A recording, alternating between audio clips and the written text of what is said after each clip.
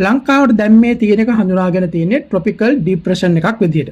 Tropical depression එකක් කියලා කියන්නේ අඩු පීඩන කලාපයක්. හැබැයි ડિප්‍රෙෂන් එකේදී අපිට දැක ගන්න පුළුවන් පහළ පේන්නේ නැති මෙන්න මෙතන මේ වලාකුළු සහ සුළං ධාරාවන් කැරකෙන්නේ වම් පැත්තට. ඒ කියන්නේ ඔරලෝසුවේ කටු කැරකෙන පැත්තට නෙවෙයි.